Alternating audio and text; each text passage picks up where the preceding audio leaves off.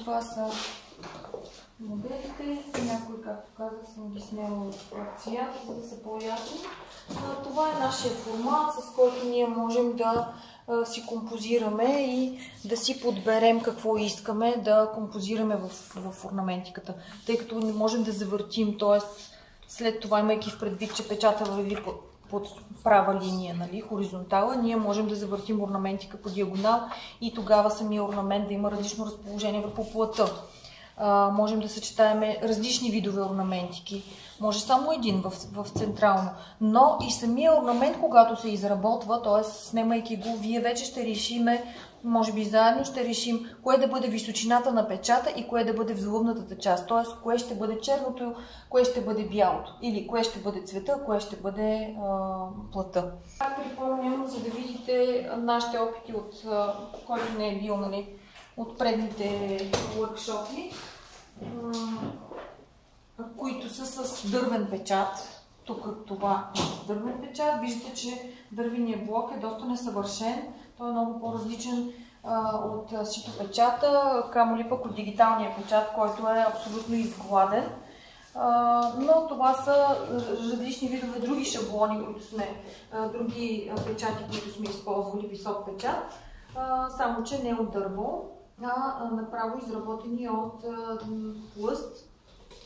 Имаме печат и с дървени клечки. Тук, където има намеса на малки орнаментики и точици, са правени с дървени клечки от бамбук. Така че вие може да решите да си направите, пак казвам, нещо, което е съвсем елементарно, директно от това, което виждате, да го пренесете. Но има и вариант, в който може да включите вашата фантазия, да включите и да оставите място след това върху плата и за тези допълнителни малки елементи, които ние ще предоставим, т.е. тези различни видове клечици, снопчета от клечици, а може и вие самите да потърсите някакви модели, които искате да отпечатате. Не е казано, че една свободна абстрактна форма не може да премине постепенно в вече по-ясен орнамент, който да е точен и конкретен, взет от моделите, които сме видяли. Всичко е въпрос на експеримент. Тоест, ние не трябва да се страхувате от това, че трябва да сте точни или че трябва да сте художници. По-скоро всеки в себе си крие по един творец, така че творчеството е добре да бъде насърчавано и развивано и смятам, че един добър начин е да експериментираме по-скоро, отколкото да бъдем имитатори на това, което сме видяли. Мога да ви предложа паус. Всеки един от вас може да вземе лист паус и да разрисува своя орнамент. Пак казвам, ето това е размера. Ако вие имате желание да направите този орнамент, може всички останали да бъдат изключени. Т.е. те няма да играят важна роля, тъй като тук вече ние не виждаме продължението на орнаментиката. Ние ще използваме само този основен елемент. Но пак казвам, може половината от елемента да бъде този, другата половина да бъде от нещо по-геометрично, по-схематично. Вие ще решите, ще си нахвърляте някакви идеи. И това са прозорчетата, с които може също да си композирате по някакъв начин. Има всички необходими материали, гумички, моливчета, ножчета. Ако някой реши не е невъзможно да разрежем елемента или част от елементите да изрежем, да си ги разделите или пък да си ги прекомпозирате по някакъв начин. Всичко е въпрос на идея, на експеримент. Така, начините да се извади са два. Единият е да го прерисуваш.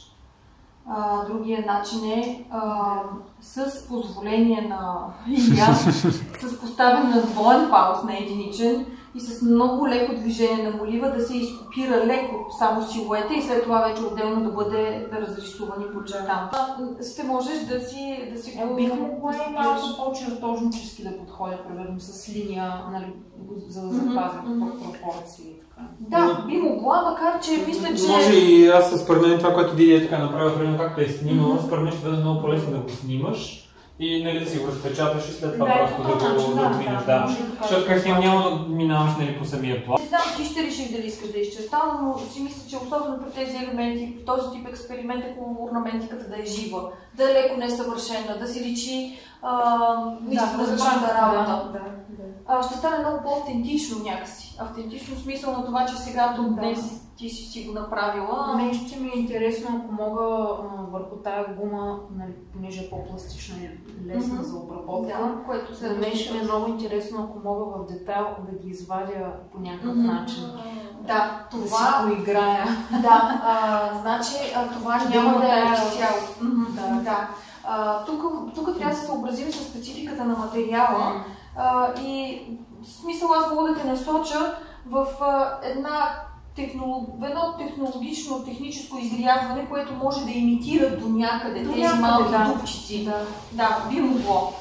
Съвсем автентично точно същото няма да се получи, защото гумата е много как да кажа, малко по-груба е, нали, все пак от една тъкан, но би могло да се имитират тези празни кутийки, които са вътре, да се получи някаква допълнителна текстура, нали, вътре в фундамент. И изрежеш основната форма и след това всичко да бъде добавено с тази малка пръчка.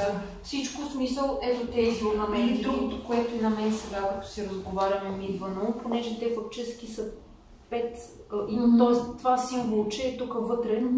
Те са реално повтарящи се. Мога примерно да направя нещо като снопче като формата също би могло. Да, абсолютно. Тоест можеш да ориентираш, примерно да си изкопираш само тази основа. Тази вътре. И примерно печатайки я навсякъде, за да получиш този десен, т.е. това ще ти бъде основната, базовата основа, върху която след това ще обогатиш, нали, текстурно орнаментиката.